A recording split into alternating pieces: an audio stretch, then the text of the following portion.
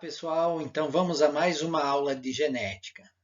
Meu nome é Leocir e eu sou professor na Universidade Federal de Santa Catarina. E hoje nós vamos ver o assunto herança e sexo.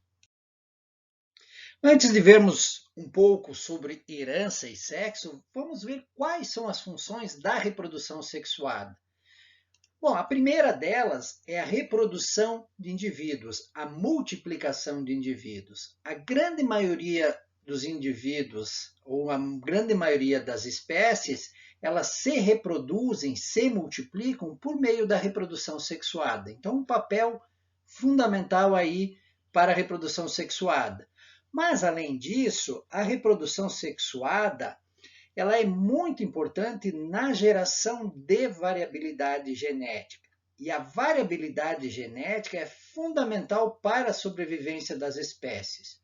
Todo o processo de evolução, de seleção natural, somente é possível devido à existência da variabilidade genética.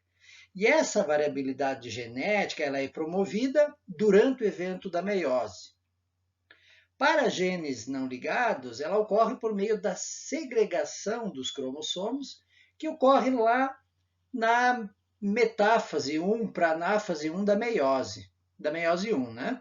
E além disso, para genes ligados, ou seja, genes que estão localizados no mesmo cromossomo, essa variabilidade genética ela é promovida por meio da permuta genética ou crossing over, onde segmentos de DNA de cromossomos homólogos, de cromátides não irmãs, são trocados, e ocorrendo uma nova combinação de alelos nesses cromossomos. Para a maioria das espécies, a determinação do sexo tem uma base genética. Para a maioria dos animais superiores e também para um pequeno número de plantas, o sexo é determinado por meio da presença de cromossomos sexuais. E esses cromossomos sexuais, então, eles são citologicamente distintos dos demais cromossomos, que nós chamamos de cromossomos autossômicos. Tem três principais sistemas de determinação do sexo por meio de cromossomos sexuais que nós vamos ver na aula de hoje. Então, o sistema XY, o sistema X0 e o sistema ZW. Então, a partir de agora, nós vamos ver um pouco sobre cada um desses sistemas. Vamos iniciar, então, com o sistema XY. Então, aqui nessa imagem, nós vemos que as fêmeas são XX, ou seja, apresentam o cromossomo sexual X duas vezes, em duas cópias. Enquanto que o macho, aqui à direita, apresenta os cromossomos sexuais X e Y. Como a fêmea apresenta apenas um tipo de cromossomo sexual, nós chamamos ela de homogaméticas, enquanto que os machos são chamados de heterogaméticas. Por quê? Porque produzem gametas diferentes, né? Metade dos gametas vão carregar o cromossomo sexual X e metade dos gametas vão carregar o cromossomo sexual Y. Portanto, quem determina o sexo nesse sistema? É o macho, né? Olha só para esse esquema aqui, simulando um cruzamento. Então, da fêmea, sempre vai vir o cromossomo sexual X, enquanto que do macho pode vir o cromossomo sexual X também, o que daria origem ao indivíduo XX, ou seja, indivíduo do sexo feminino, ou então pode vir o cromossomo sexual Y, e aí combinando XY, né, dando origem ao indivíduo macho. Então, nesse sistema, é o macho quem determina o sexo. Esse sistema XY é predominante em animais vertebrados. Então, nós, humanos, na verdade, somos um exemplo desse sistema XY. Os homens, então, apresentam o cromossomo sexual XX, enquanto as mulheres XY. Os animais zootécnicos, como, por exemplo, os bovinos, equinos, suínos, também são exemplo desse sistema XY. Da mesma forma, animais domésticos, como cachorro e gato. Mas, além de animais vertebrados, esse sistema também é encontrado em alguns insetos, como, por exemplo, a Drosophila melanogaster. Para quem não conhece Drosophila é aquela mosquinha que quando a gente tem banana madura em casa, parece aquela mosquinha pequenininha, marronzinha, que vem na banana. Então essa mosquinha, Drosophila melanogaster, também apresenta esse sistema XY. E além disso, algumas espécies de plantas também apresentam. E nesse caso, são plantas que são dioicas, ou seja, que apresentam o sexo, a flor masculina em uma planta e a flor masculina em outra planta, ou seja, flores masculinas e flores femininas em plantas separadas. Então, aqui dois exemplos, o lúpulo e o cânhamo são, então, exemplos de plantas dioicas que apresentam cromossomos sexuais do sistema XY. Só para ilustrar aqui, então, um cariótipo humano. Então, são 23 pares de cromossomos. O humano aqui, então, as 2N, as células somáticas 2X, então diploide, igual a 46 cromossomos. E desses 46 cromossomos, aqui estão representados os cromossomos sexuais. E nesse caso aqui, é um par de cromossomos sexuais X, ou seja, esse cariótipo é de um indivíduo do sexo feminino. E esses outros 22 pares de cromossomos presentes nesse cariótipo, então, são os cromossomos autossômicos. E avançando aqui, um cariótipo de um animal, de um suíno, só para trazer outro exemplo. Então, aqui nós vemos também, então, o suíno 2N igual 2X igual 38, portanto, são 19 pares de cromossomos, e aqui aparece o par de cromossomos sexuais.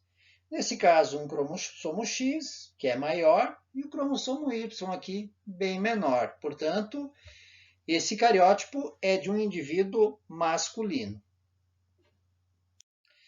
Dando sequência, vamos agora ver o sistema X0. Indo direto aqui para o nosso esquema, nós vemos que, neste caso, as fêmeas também são homogaméticas. Elas são XX, ou seja, produzem apenas gametas X.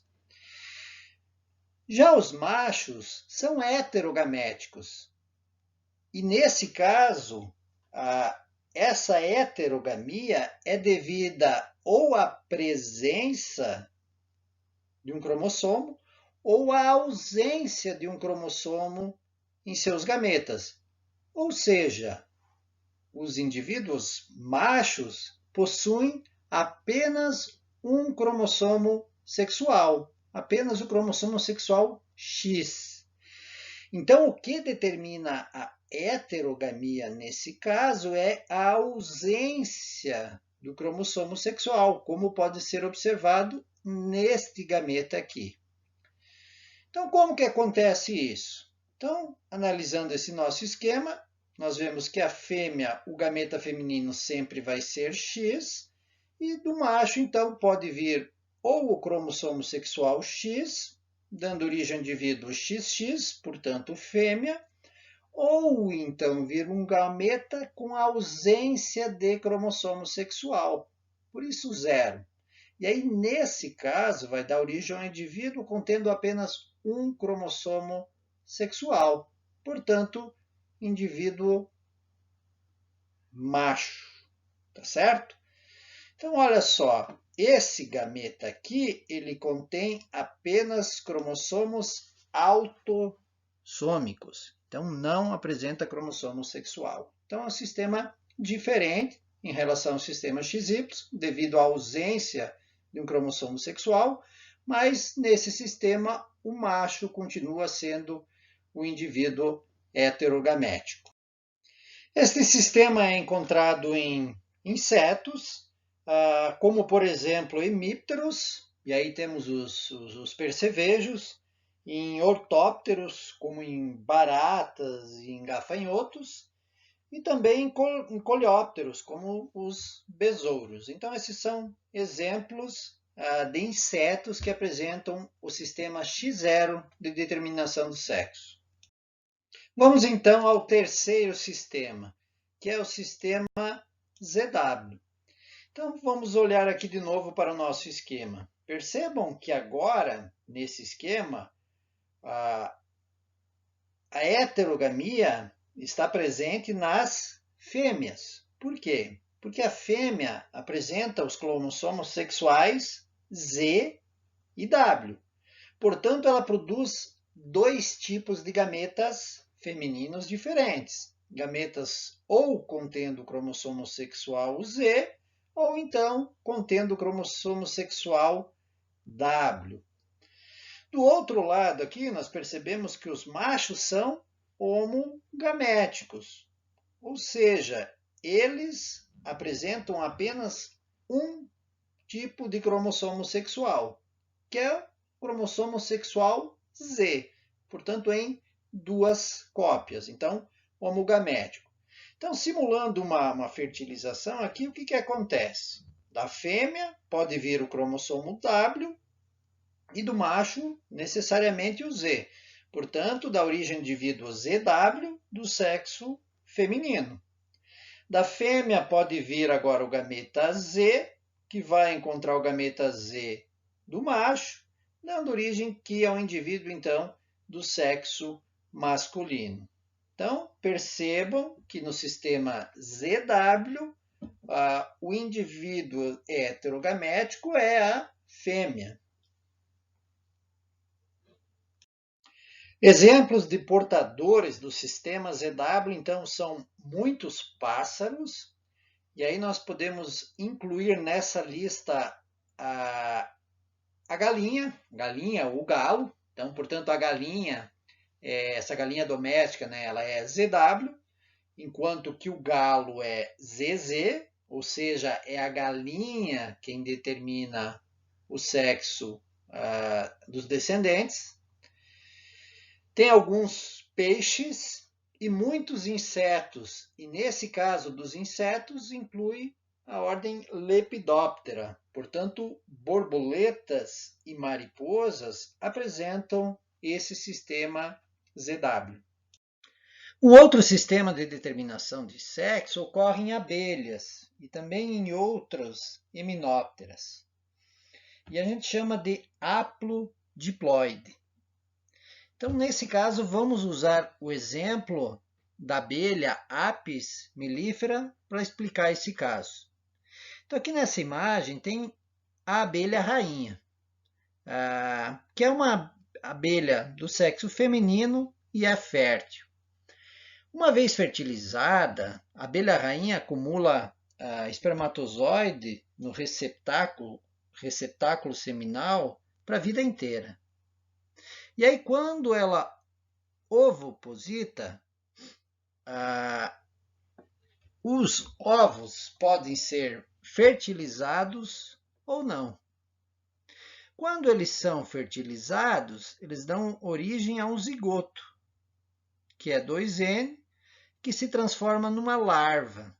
E essa larva, dependendo da alimentação, vai se tornar uma rainha ou então uma operária. Então, depende da alimentação, depende do efeito ambiental.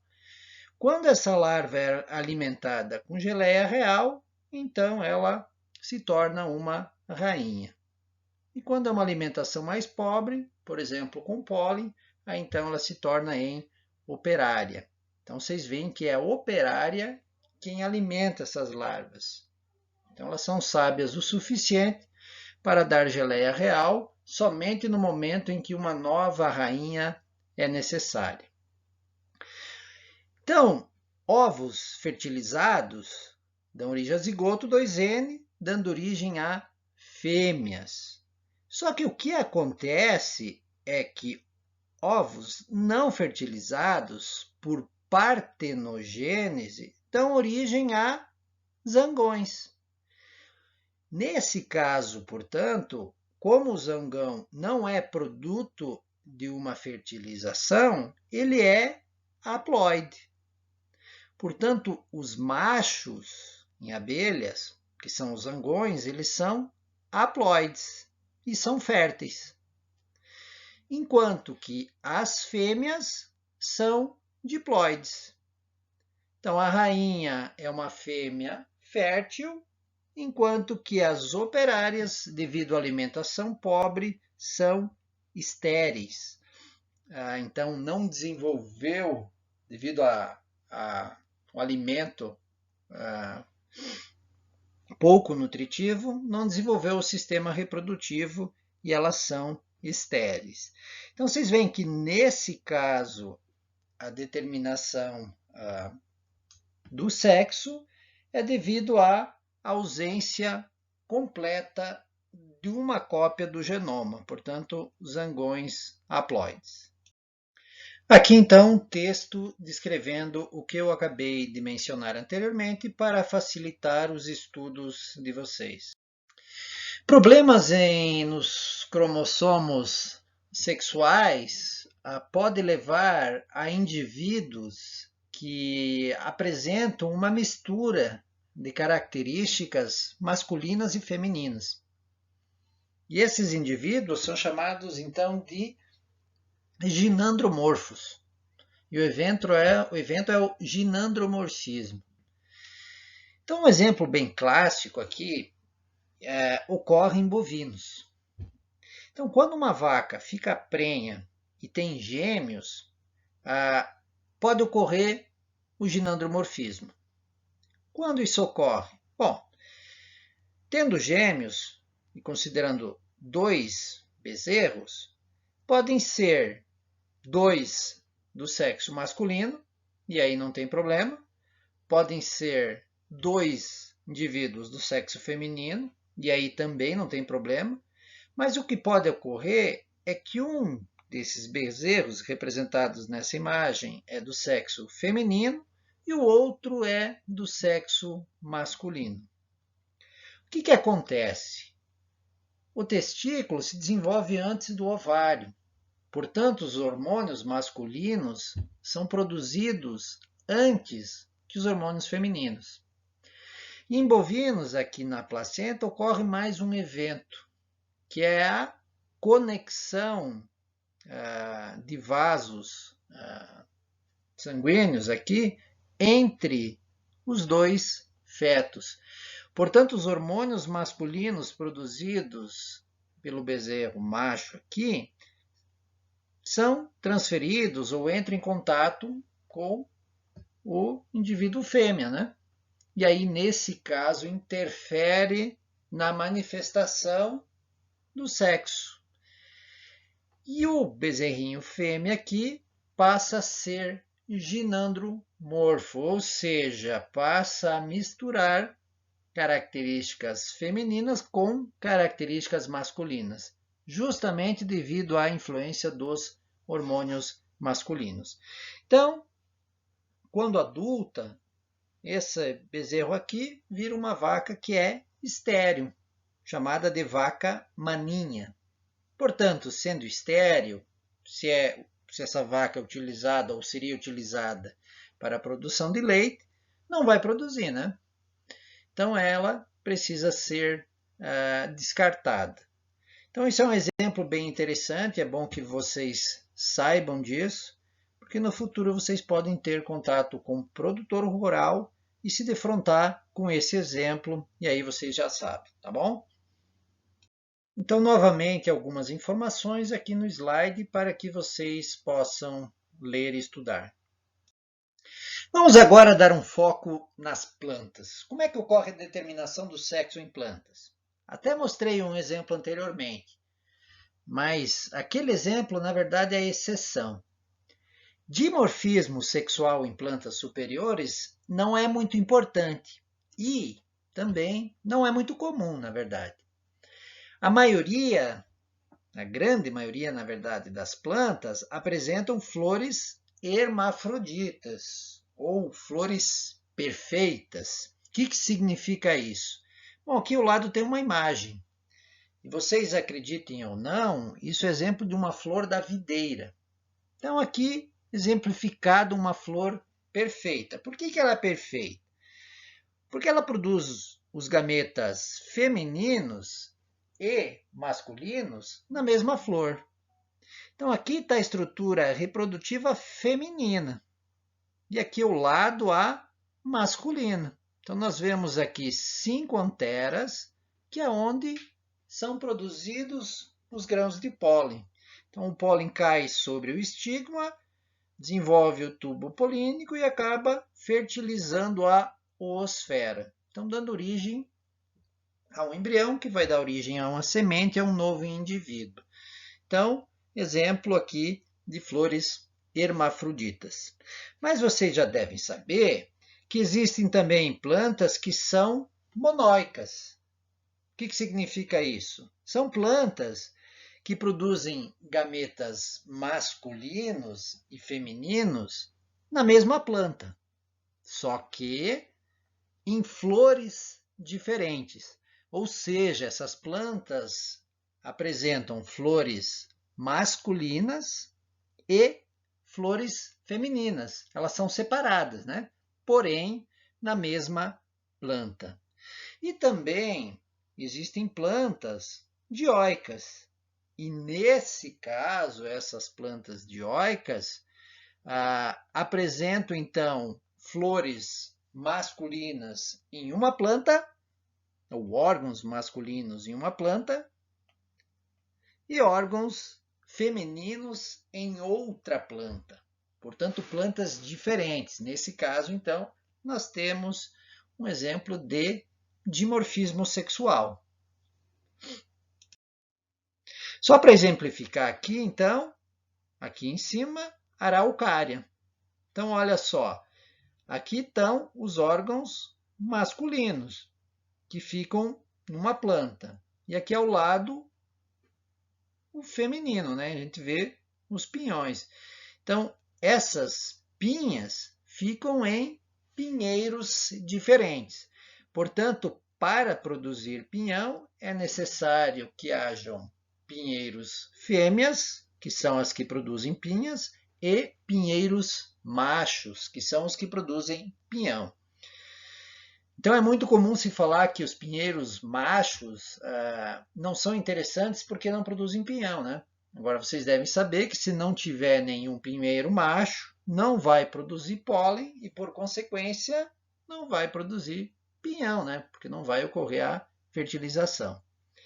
Aqui abaixo, um exemplo de uma espécie aqui, que é o Pinus, pode ser o Pinus teda, por exemplo, que é monóica.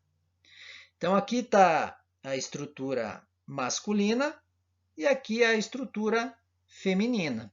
Então essas duas estruturas são encontradas na mesma planta, portanto, monóica. Aqui, então, novamente, o exemplo da videira. Então, aqui mostrando a flor perfeita, então, hermafrodita. Então, estrutura masculina e a estrutura feminina na mesma flor.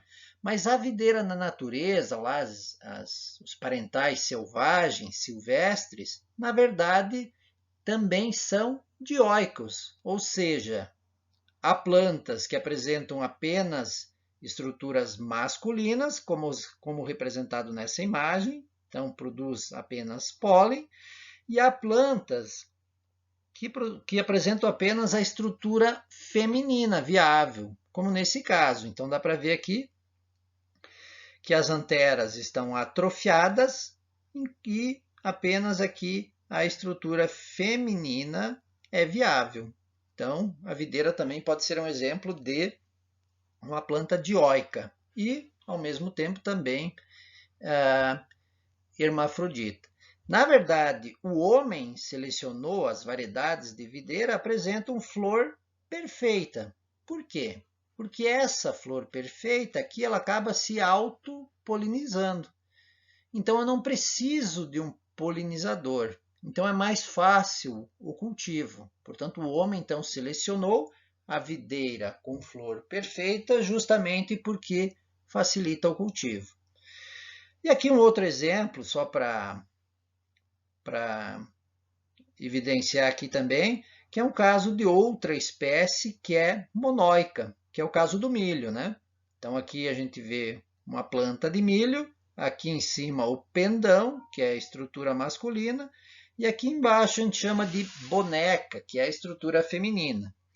E olhando aqui em mais detalhe essa boneca, essa estrutura feminina, nós vemos aqui os cabelinhos, vulgarmente chamado como cabelinhos, que na verdade são os estigmas, né?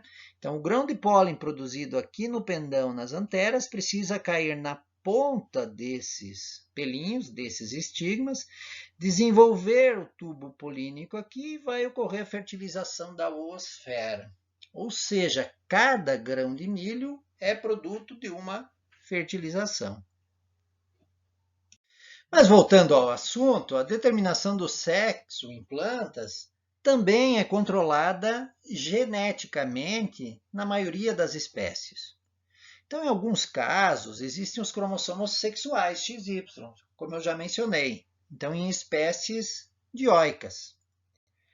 Mas o mais comum é que a determinação do sexo seja controlada por genes autossômicos. O que significa isso? Então, significa que a maioria das plantas não apresentam cromossomos sexuais, e sim apresentam genes que estão localizados em cromossomos autossômicos, ou seja, cromossomos não sexuais, e por isso esses genes, então, são chamados de genes autossômicos.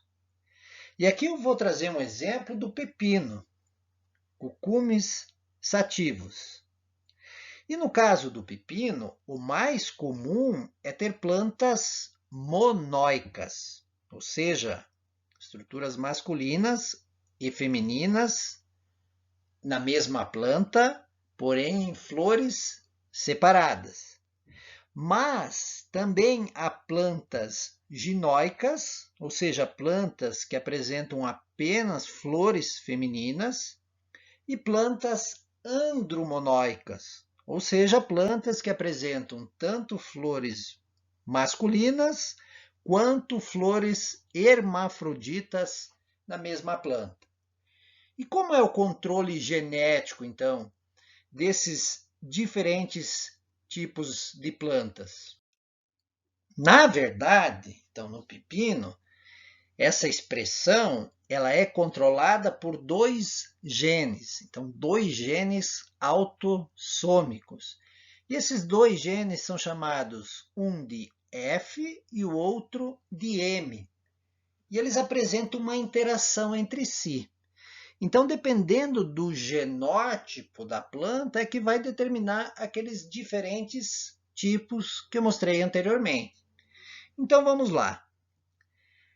Se para o gene F tiver homozigose para o alelo recessivo, ou seja, Fzinho, Fzinho, e para o gene M ter pelo menos um alelo Mzão, ou seja, dominante, as plantas vão ser monóicas. Já se tanto para o gene F quanto para o gene M tiver pelo menos um alelo dominante, então nós vemos aí 4 combinações diferentes que podem acontecer. Aí, nesse caso, a planta vai ser ginóica. E para as plantas que apresentam ao menos um alelo F dominante, portanto Fzão, e o alelo recessivo em homozigose para o gene M, aí as plantas vão ser hermafroditas. Ou as plantas vão ter flores hermafroditas, né? E o último caso, então, é se houver homozigose recessiva para os dois genes. E aí, nesse caso, a planta vai ser andromonóica. Então, vocês veem, isso é um exemplo para o pepino, mas na maioria das espécies de plantas, então, existem genes autossômicos que determinam o tipo de flor, ou o tipo, vamos chamar assim, do sexo da planta, tá? E esse gene pode ser um, pode ser dois, ou pode até ser mais, mas nesse caso, então, o que vai determinar essas diferentes combinações de flores é justamente os alelos presentes nesses genes, como bem representado aqui no exemplo do pepino. Nem só questões genéticas determinam o sexo. O ambiente pode influenciar muito também na determinação sexual. Então, vamos ver alguns exemplos em que o ambiente é o determinante do sexo. Primeiro exemplo, orquídeas da espécie Cataseto fumbriatum. Então, orquídeas dessa espécie podem apresentar plantas com flores masculinas e plantas com flores femininas. Raramente as plantas apresentam as duas flores juntas. Então, normalmente elas são dioicas e raramente monóicas. Mas o que determina isso? Então, olha só, plantas colocadas em pleno sol produzem flores femininas, enquanto que plantas sombreadas produzem flores masculinas. Então, vocês podem imaginar essas orquídeas em uma floresta, em uma mata, onde algumas plantas vão estar mais expostas ao sol, enquanto outras mais sombreadas, né? Então, o ambiente, nesse caso, garante que tenham flores tanto masculinas quanto femininas, permitindo a fertilização e a perpetuação da espécie. Outro exemplo é a cauda de cavalo. Então, plantas apresentam flores femininas quando cultivadas em solo com alta fertilidade, enquanto que flores masculinas são produzidas em plantas cultivadas em solos pobres. Então, mais um exemplo aí do ambiente garantindo a produção de flores masculinas e femininas. O ambiente também influencia na determinação do sexo de animais. Então, répteis e anfíbios, a determinação do sexo se dá por influência da temperatura durante o desenvolvimento embrionário. Exemplo, jacaré. Alta temperatura, nascem machos. Baixa temperatura, nascem fêmeas. Temperatura média, proporções semelhantes de machos e fêmeas. E em temperaturas extremas, pode ocorrer a produção de hermafrodita. Então, o que tem a ver aqui temperatura extrema? Podia entender como um sinal de que os indivíduos precisam se reproduzir devido à condição ambiental extrema, risco de eliminação de indivíduos, de morte dos indivíduos. Então, a resposta é radical, hermafroditismo. Então, nesse caso, a base, digamos, genética da influência ambiental é que a temperatura altera a atuação dos hormônios masculinos e femininos. Então, dependendo da temperatura, determina qual hormônio vai estar atuando, se o masculino ou feminino, né? E aí o hormônio vai afetar no sexo dos embriões. Agora vamos ver um pouco sobre a hereditariedade em relação ao sexo.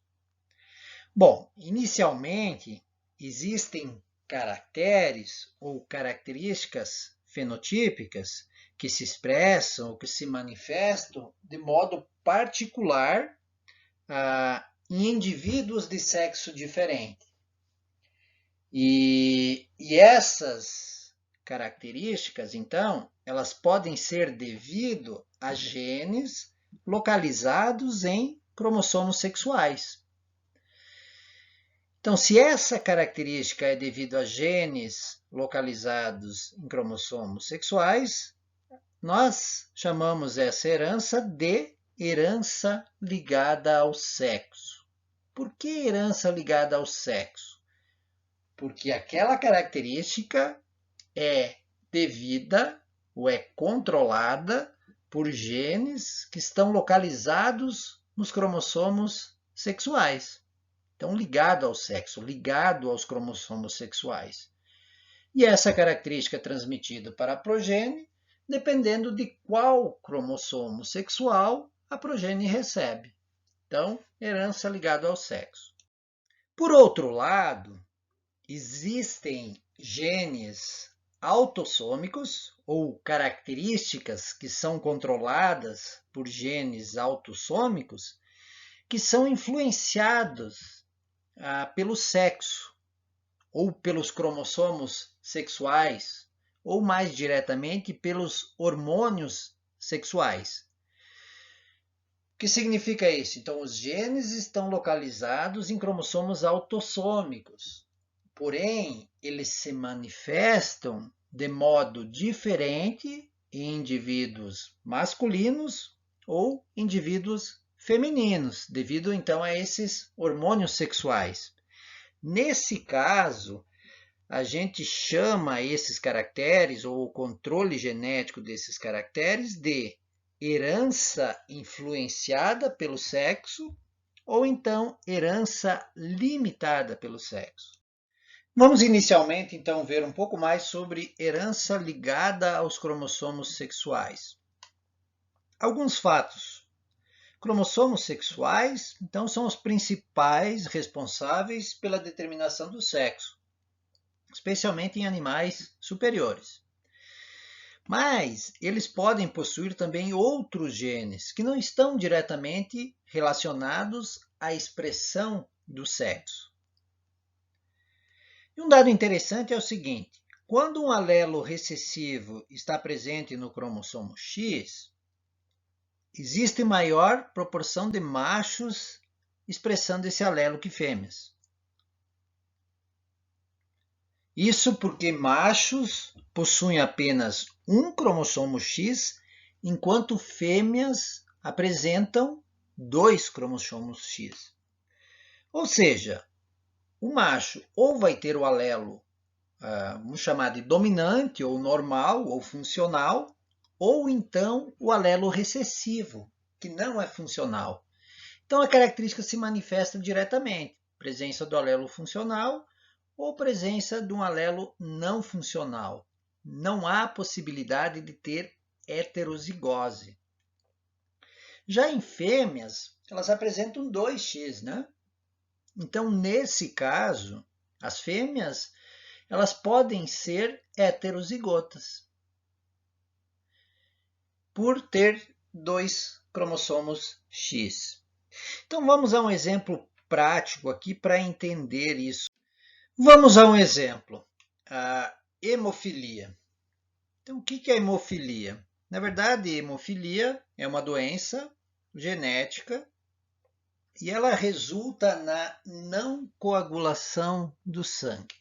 Então, indivíduos hemofílicos não têm a capacidade de coagular o sangue. Portanto, quando sofrem ferimentos, há uma dificuldade muito grande de estancar o sangramento. Ao que se deve essa doença genética, então? Bom, ela se deve a uma mutação que ocorre em um gene localizado no cromossomo X. O que esse gene faz? Qual que é a função desse gene? Então, na verdade, esse gene produz uma proteína e essa proteína participa na coagulação do sangue. Então, ocorreu uma mutação nesse gene, alterando essa proteína de tal forma que ela deixa de ser funcional. Então, a proteína não é mais funcional. E essa mutação é recessiva. Então, vamos ver aqui de um modo mais prático. Bom, como eu já mencionei, então, esse gene está localizado no cromossomo X. E aí, para facilitar o entendimento, vamos chamar esse gene de C. E aí, Czão vai ser o alelo normal, ou seja, o alelo não mutado. Então, esse alelo produz uma proteína funcional que participa na coagulação do sangue. Então, a pessoa portadora desse alelo é normal, não hemofílica. E o alelo mutado não funcional vamos chamar de Czinho. Então, um alelo para hemofilia. Então, vamos ver um exemplo aqui mais prático. Nesse caso aqui, então, indivíduo do sexo masculino, XY. E quando a gente olha para o alelo que ele carrega o alelo Czinho. Portanto, esse seria um homem hemofílico. E aqui ao lado, o indivíduo do sexo feminino, XX. E quando nós olhamos para o alelo, nós vemos que em um dos cromossomos tem o alelo Czão. Então, normal, esse alelo produz a proteína funcional. E no outro cromossomo X, o alelo Czinho, portanto, alelo mutado. Nesse caso, essa mulher aqui é não hemofílica, né? Porque ela tem um alelo funcional. E a quantidade de proteína produzida por esse alelo funcional é suficiente para coagular o sangue. Só que ela é portadora de hemofilia. Por quê? Porque ela tem um alelo mutado e ela pode transmitir esse alelo para seus filhos. Por isso nós chamamos de portadora. Então, nesse exemplo, vamos agora simular que eles são um casal e que vão ter filhos. Então, um homem hemofílico e uma mulher portadora. Então, representando aqui um xadrezinho mendeliano. Então, quais gametas são produzidos por esse homem? Bom, o espermatozoide pode ter o cromossomo X, tendo o alelo mutado, Czinho, e pode ter gameta com o cromossomo sexual Y. Percebam que o cromossomo Y não apresenta o gene. Ele não tem esse gene de hemofilia. Portanto, não tem nenhum alelo, né? O gene está localizado no cromossomo X apenas. E já a mulher aqui, então os gametas vão ser, quando vier esse cromossomo X aqui, então vai ser Czão, então gameta com alelo normal, funcional. E esse outro cromossomo aqui, os gametas que apresentam ele vão ter o alelo mutado, o alelo não funcional. Então, fazendo as diferentes combinações, o que acontece? X com X, indivíduo sexo feminino, alelo funcional da mãe, alelo mutado do pai. Portanto, nesse caso, uma filha normal, sem hemofilia, porém portadora. No caso ao lado aqui, então vem alelo mutado do pai e vem o alelo mutado da mãe, portanto, homozigota recessiva. Então, não produz proteína funcional, portanto, hemofílica. Agora vamos aos filhos do sexo masculino. Percebem que nesse caso, então, o Y vem sempre do pai. Então, o que vai determinar a hemofilia ou não são os gametas femininos, né? Então, olha só, nesse caso veio o gameta feminino X normal, com alelo normal, portanto, homem não hemofílico, filho não hemofílico. Já no caso ao lado, então o Y do pai, o X veio da mãe, e veio o X que carrega o alelo mutado, não produz proteína funcional, portanto, hemofílico. Então, olhem só, no caso de indivíduos do sexo masculino, quais são as opções? Normal ou hemofílico? No caso de indivíduos do sexo feminino, quais são as opções? A opção é normal, homozigota, paralelos funcionais, pode ser portadora, portanto heterozigota, então contém um alelo funcional e um mutado, e pode ser hemofílica. Então, olhem só, o que resulta disso? Proporção de hemofilia, ou proporção de indivíduos do sexo feminino hemofílicos. 1 em 100 mil. Hemofílico, ou seja, indivíduos do sexo masculino, 1 em 10 mil. Ou seja, é muito mais comum homens portadores de hemofilia. Por quê? Pelo simples fato de que homens apresentam, ou indivíduos do sexo masculino, apresentam apenas um cromossomo X. Por isso, é mais comum homens com hemofilia. Olhem só, um exemplo de um casal onde os dois são normais. Normal é uma palavra estranha, mas os dois são não portadores de hemofilia. Podem ter filhos hemofílicos? Sim, né?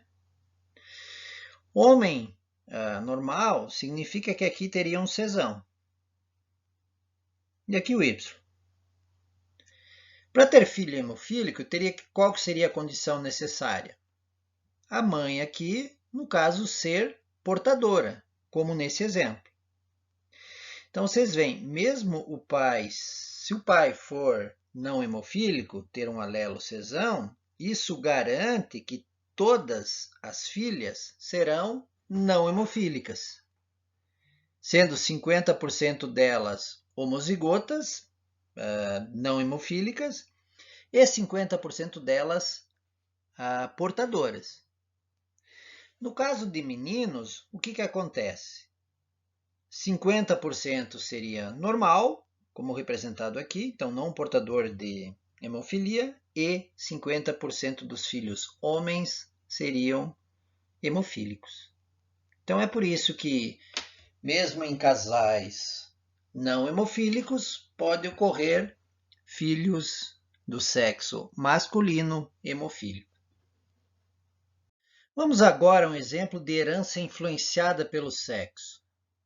Nesse caso, o tipo de herança ocorre quando a expressão de um gene autossômico é afetada pelas condições fisiológicas do sexo na qual se encontra. Vamos a um exemplo aqui de determinação da cor da pelagem, então, que é influenciada pelo sexo. Então, a cor da pelagem acaju ou vermelho-branco é determinado por um gene. E esse gene está localizado num cromossomo autossômico. E esse gene tem dois alelos, o M1 e o M2. Então vamos lá. Aqui em cima nós temos macho, tanto o macho quanto a fêmea, homozigotos para o alelo M1. E aí nos dois casos, tanto o macho quanto a fêmea, apresentam pelagem acaju, que é essa pelagem aqui dessa imagem da direita, tá? Bem abaixo aqui estão exemplificados tanto macho quanto fêmea homozigotos para o alelo M2. E aí você vê que ambos apresentam pelagem vermelho-branco, portanto igual, mesmo genótipo, mesmo fenótipo, mesma cor de pelagem. Vermelho-branco aqui, essa imagem, então, da esquerda. Agora, quando os indivíduos são heterozigotos, ou seja, M1, M2, a cor da pelagem muda dependendo do sexo do indivíduo. Então, se o indivíduo for macho e apresentar o alelo M1, M2, ele vai apresentar uma pelagem acaju. Agora, se o indivíduo for fêmea, M1, M2, vai apresentar a pelagem vermelho-branco. Ou seja, em heterozigose, a manifestação desse gene é influenciada pelo sexo. Então, os indivíduos contêm o mesmo genótipo, os masculinos e os femininos, e o genótipo é M1, M2. No entanto, a manifestação desse genótipo, a expressão desse genótipo, resultou em fenótipos diferentes, em machos e em fêmeas. Por isso a gente chama esse caso de herança influenciada pelo sexo. E para finalizar a aula de hoje, vamos ver herança limitada pelo sexo. Nesse caso, trata-se de caracteres que se expressam somente em um dos sexos. Então, ou no sexo masculino ou no sexo feminino. E é importante mencionar aqui que esses caracteres eles também são controlados por genes autossômicos, ou seja, genes que estão localizados em cromossomos não sexuais. Para facilitar o entendimento, vou usar novamente o exemplo de bovinos. Bom, todos sabem que a produção de leite é feita exclusivamente pelas fêmeas, né? Pelas vacas. Apenas as vacas produzem leite. No entanto, os machos eles têm um papel fundamental na produção de leite de suas crias, ou seja, de suas filhas. Por que isso? Justamente pelo fato de que os genes que estão envolvidos com a produção de leite, com a quantidade de leite produzido, estarem localizados em cromossomos autossômicos, né? Só que, como os machos, então, não apresentam úbere, não é possível determinar o potencial produtivo leiteiro de um macho apenas analisando o macho, né? É preciso analisar as suas filhas. Por quê? Porque elas que vão expressar essa característica, produção de leite. Aqui, então, duas imagens para deixar isso bem claro. Então, aqui, imagem superior, uma vaca leiteira, né? Nesse caso, uma vaca holandesa. Então, só olhando para a vaca, olhando para o fenótipo da vaca, já é possível ter uma ideia do potencial leiteiro dela, né? A gente olha o tamanho do úbere e outras características. Mas também basta ordenhar essa vaca que aí nós sabemos quanto leite ela produz.